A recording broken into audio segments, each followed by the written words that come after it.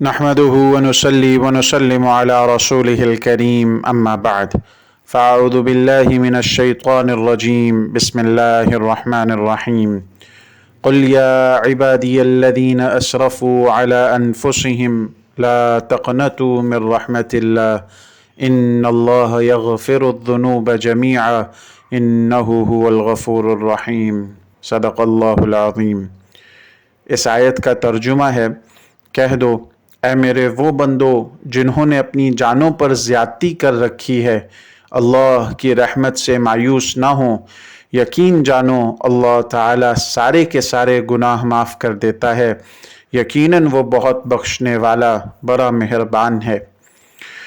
برکتوں اور سعادتوں کے مہینے رمضان المبارک میں اللہ رب العزت نے انسان کے لیے برکتوں اور رحمتوں کو سمیٹنے کے خوب مواقع فراہم کیے ہیں۔ ان میں سے ایک طریقہ توبہ اور استغفار کے ذریعے برکتیں اور رحمتیں حاصل کرنے کا بھی ہے۔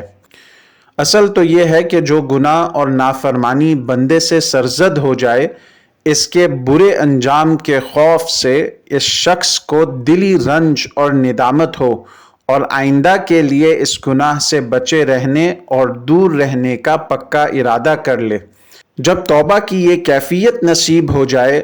تو جو گناہ بندے سے سرزد ہو گئے ہیں، بندہ اللہ تعالیٰ سے ان کی معافی اور بخشش ضرور مانگے گا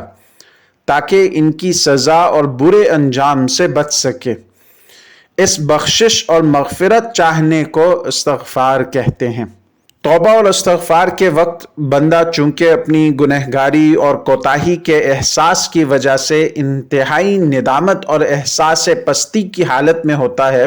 گناہ کی گندگی کی وجہ سے مالک کو منہ دکھانے کے قابل بھی نہیں سمجھتا، اپنے آپ کو مجرم اور خطاکار سمجھ کر معافی اور بخشش مانگتا ہے۔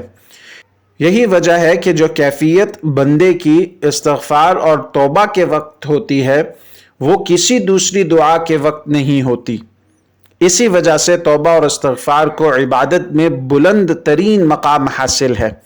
اور اگر گناہ نہ بھی ہوں تب بھی توبہ اور استغفار ایک بندگی کا طریقہ ہے۔ اللہ تعالیٰ کی عظمت اور کبریائی اور اس کے جلال کے بارے میں جس بندے کو جس درجے کا شعور اور احساس ہوگا، وہ اسی درجے میں اپنے آپ کو بندگی میں مصروف رکھے گا۔ رسول اکرم صلی اللہ علیہ وسلم کو یہ کیفیت مکمل طور پر حاصل تھی، اسی وجہ سے آپ بار بار توبہ اور استغفار فرماتے تھے۔ بخاری شریف میں حضرت ابو ہریرہ رضی اللہ تعالیٰ عنہ سے روایت ہے، فرماتے ہیں کہ رسول اللہ صلی اللہ علیہ وسلم نے فرمایا، واللہ انی لاستغفر اللہ واتوب الیہ فی اليوم اکثر من 70 مرۃ، خدا کی قسم میں دن بھر میں 70 مرتبہ سے بھی زیادہ توبہ اور استغفار کرتا ہوں۔ رسول اللہ صلی اللہ علیہ وسلم نے استغفار کی عبادت کو ایک عادت بنانے کی تعلیم دی ہے۔ انسان سے چاہے کوئی گناہ نہ بھی ہو پھر بھی استغفار کرتا رہے، اس کی بڑی برکتیں ظاہر ہوتی ہیں، جیسا کہ حضرت عبداللہ بن عباس سے روایت ہے کہ رسول اللہ صلی اللہ علیہ وسلم نے فرمایا، من لزم الاستغفار جعل اللہ له من كل ضیق مخرجا ورزقه من حیث لا يحتسب۔ جو بندہ استغفار کو اپنے لیے لازم کر لے، یعنی مستقل طور پر مغفرت طلب کرتا رہے، تو اللہ تعالیٰ اس کے لیے ہر بند گلی اور مشکل سے نکلنے کا راستہ بنا دے گا، اور اس کی ہر فکر اور پریشانی دور کر کے کشادگی اور اطمینان عطا فرما دے گا، اور اس شخص کو اللہ تعالیٰ وہاں سے رزق دے گا جہاں سے اس کا خیال اور گمان بھی نہیں ہوگا۔ دراصل بندے کا معافی مانگنا اللہ تعالیٰ کو بہت پسند ہے۔ انسان اللہ تعالیٰ کی نافرمانی کر کے اللہ تعالیٰ سے دور ہو جاتا ہے، لیکن توبہ اور استغفار کر کے پھر دوبارہ اللہ تعالیٰ کے قریب ہو جاتا ہے۔ انسان بسا اوقات استغفار کر لیتا ہے، اللہ تعالیٰ سے معافی مانگ لیتا ہے، پھر بھی سوچتا رہتا ہے پتہ نہیں اللہ نے معاف کیا یا نہیں۔ یہ سوچ انسان میں دوسرے انسانوں کے رویوں کو دیکھ کر آتی ہے کہ میں نے فلاں شخص سے معافی مانگ لی تھی، پتہ نہیں اس نے دل سے معاف کیا یا نہیں۔ انسان کو اللہ تعالیٰ کے بارے میں یہ خیال بھی نہیں لانا چاہیے، اس لیے کہ رسول اللہ صلی اللہ علیہ وسلم نے فرمایا التائب من الذنب کمن لا ذنب لہ، یعنی گناہ سے توبہ کرنے والا ایسا ہو جاتا ہے گویا اس کے ذمے گناہ ہی نہیں تھا۔ لہٰذا انسان کو اللہ تعالیٰ سے اس یقین کے ساتھ مغفرت مانگنی چاہیے کہ اللہ تعالیٰ ضرور بخشش دیں گے۔ رسول اکرم صلی اللہ علیہ وسلم نے فرمایا اللہ تعالیٰ کو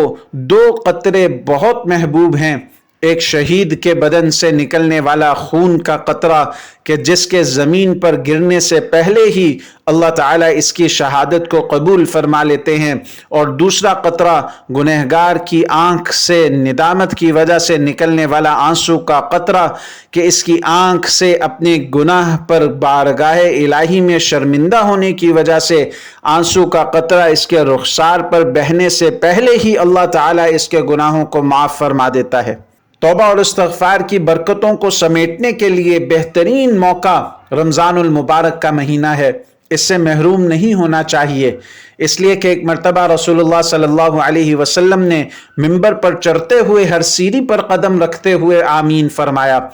خطبے سے فراغت کے بعد صحابہ کرام رضی اللہ تعالیٰ عنہم اجمعین نے اس نئی بات کے بارے میں عرض کیا تو آپ صلی اللہ علیہ وسلم نے فرمایا جب میں نے پہلی سیڑھی پر قدم رکھا تو میرے پاس جبرائیل علیہ السلام آئے اور کہا برباد ہو وہ شخص جس نے رمضان کا مہینہ پایا پھر بھی اس کی مغفرت نہ ہوئی، تو میں نے اس پر آمین کہا۔ پھر دوسری سیڑھی پر قدم رکھا تو جبرائیل علیہ السلام نے کہا برباد ہو وہ شخص جس کے سامنے رسول اللہ صلی اللہ علیہ وسلم کا نام آئے اور وہ درود نہ پڑھے، تو میں نے کہا آمین۔ تیسری سیڑھی پر قدم رکھا تو جبرائیل علیہ السلام نے کہا برباد ہو وہ شخص جس کے ماں باپ یا ان میں سے کوئی ایک بڑھاپے کو پہنچے پھر بھی انہوں نے اس شخص کو جنت میں داخل نہ کرایا، تو میں نے کہا آمین۔ لہٰذا ہمیں چاہیے کہ پورے رمضان المبارک میں توبہ اور استغفار کرتے رہیں تاکہ اللہ رب العزت ہمیں بخش دیں اور گناہوں سے پاک صاف کر دے۔ ہم اپنے الفاظ میں بھی توبہ اور استغفار کر سکتے ہیں، لیکن رسول اللہ صلی اللہ علیہ وسلم کے سکھائے ہوئے مبارک کلمات کی تاثیر یقیناً خوب ہوگی۔